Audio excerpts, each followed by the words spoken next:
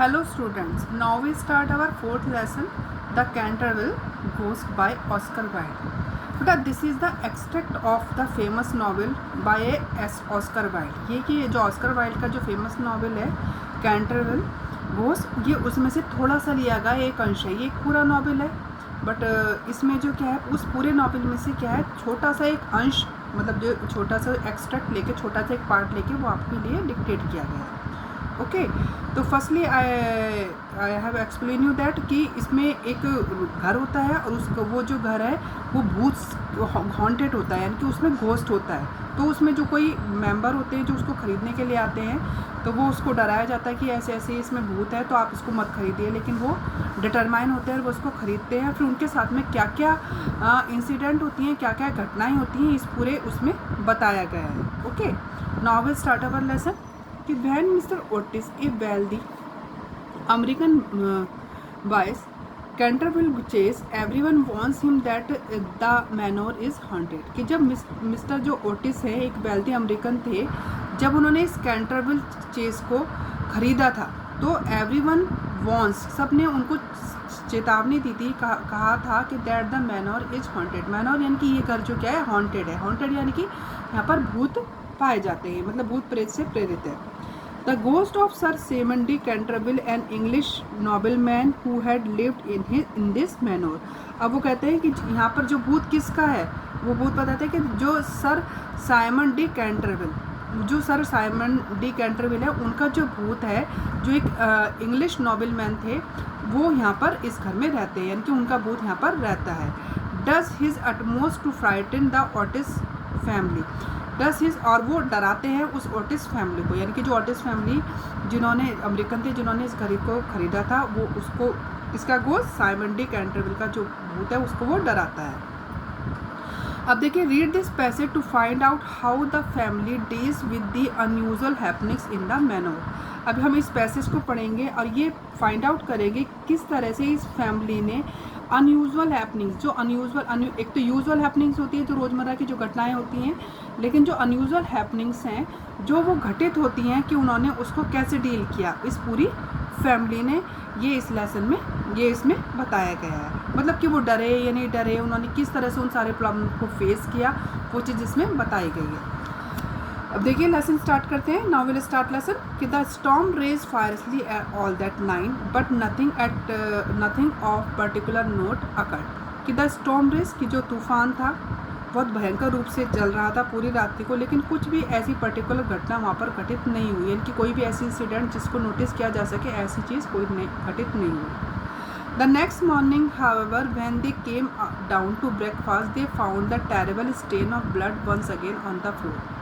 कि अगली सुबह को, यानी कि रात्रि को तूफान आया था तो कोई घटना घटित ही नहीं हुई, लेकिन अगली सुबह को जब वे आए ब्रेकफास्ट के लिए, they found the terrible stain of, उन्होंने पाया कि बहुत भयंकर से धब्बे किसके, खून के, वंस अगेन दोबारा उनको दिखाई दिए फ्लोर पर, यानी कि उन्होंने दोबारा उस फ्लोर पर खून के धब्बे दिखाई दिए.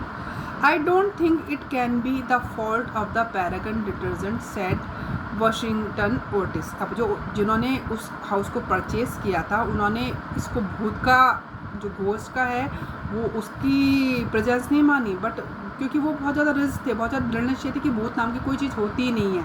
उन्होंने उसके बेचने वाले से भी ये कहा था कि मैं ये कैंटरविल भी और ये घर भी और ये भूत भी दोनों को मैं ख़रीदता हूँ.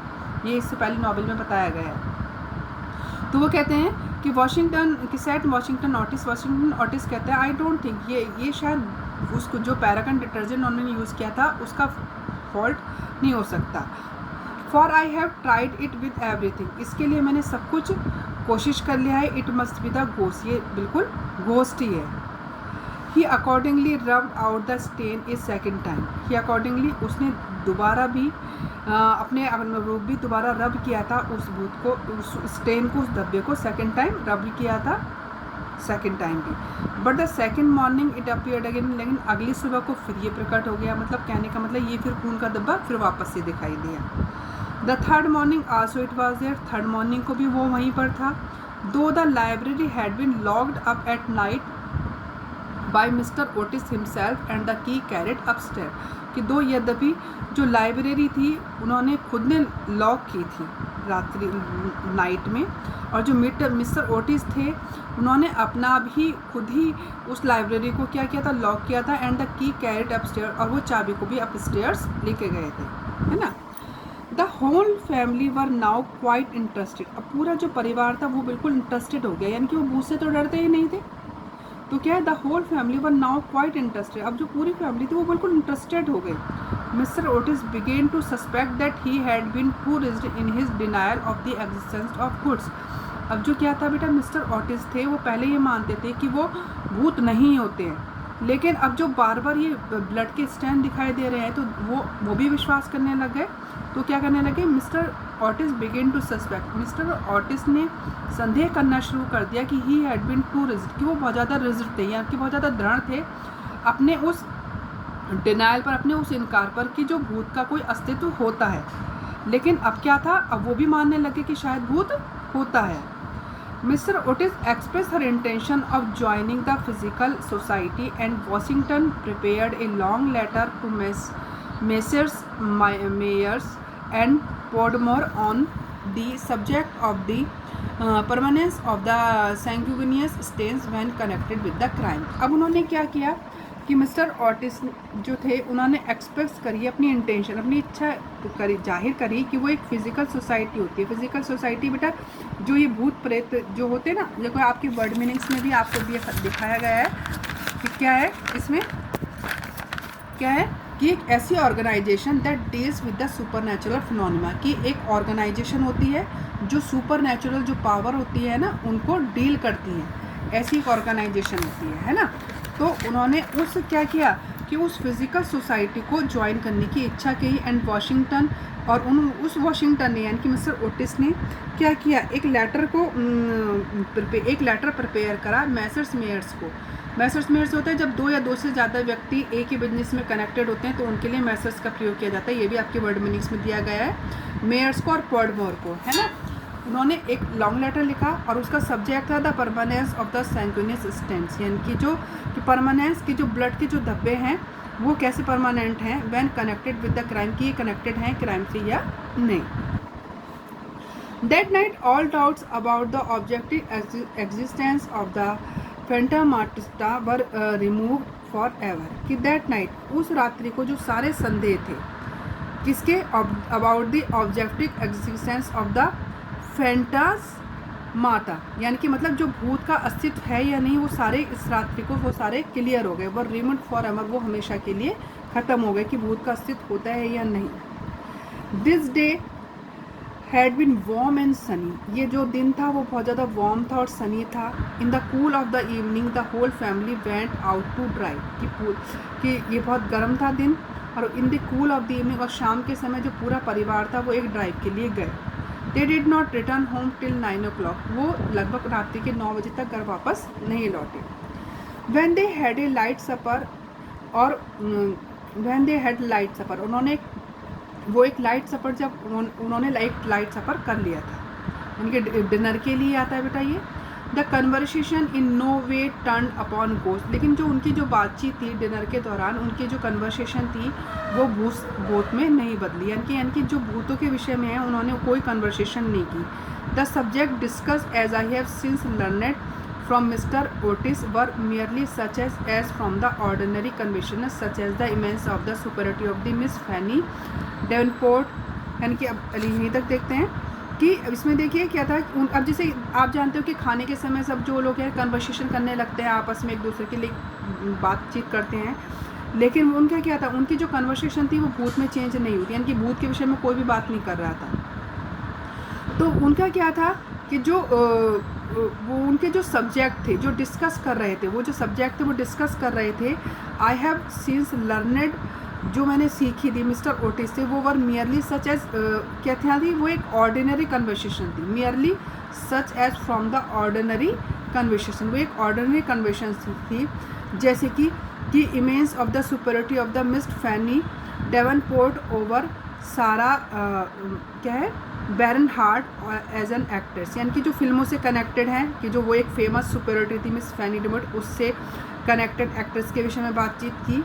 The difficulty of the obtaining green corn, यानी कि जो ग्रीन कोन अब नहीं मिलती है उसकी डिफ़िकल्टी उसके प्राप्त होने में कितनी कठिनाई होती है, उसके विषय में वो बातचीत कर रहे थे।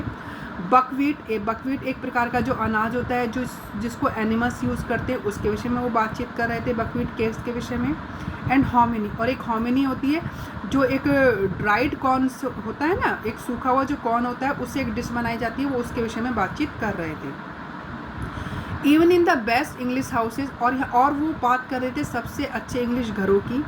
The importance of the Boston in the development of the world soul, और जो बोस्टन यूनिवर्सिटी है, एक बोस्टन है, वो जगह का नाम है, कि वो वर्ल्ड सोल में उस बोस्टन का क्या उसके वर्ल्ड सोल के विकास में, development of the world soul, कि वर्ल्ड सोल के विकास में उस बोस्टन का क्या इंपॉर्टेंस है, उसके विषय में वो कन्वर्सेशन कर रहे थे।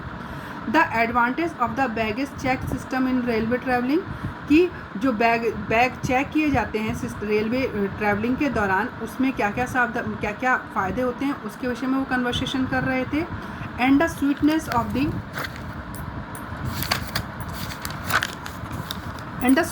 Of the New York accent as compared to the London drawl, और जो स्वीटनेस होती है न्यूयॉर्क एसेंट यानी कि compared of the London drawl. London drawl होता है मतलब कि जो एक बोलने का बाद स्पीकिंग करने का जो तरीका होता है, कि उसमें जो वहाँ के लोगों की जो लैंग्वेज में कितनी मिठास होती है, उसकी तुलना की गई थी न्यूयॉर्क के एसेंट की as compare to the London drawl, London के लोगों से, यानी कि न्यूयॉर्क के लैंग्वेज की तुलना की गई थी लंदन के स्लो बोलने वाले लोगों से। No mention at all was made of the supernatural, nor was Sir Simon de Canterville studied to in any way, कि कोई भी मेंशन नहीं किया गया था सुपर नेचुरल पावर, यानी कि जो सुपर नेचुरल पावर थी उनका कोई भी मेंशन नहीं किया गया था, है ना। सर साइमन डी कैंटरविल का भी कोई भी किसी भी तरीके से वहाँ पे उसने उसको अटैच नहीं किया था, यानी कि मतलब उस कहने का मतलब है वो चीज़ का सारा कोई भी चीज़ उन्होंने जिक्र नहीं करा था किसका, सुपर नेचुरल पावर का और उस भूत का, at the present moment when they take the supper. Okay, इसको यहीं तक ही रखते हैं। You studies this lesson carefully. Okay, thank you.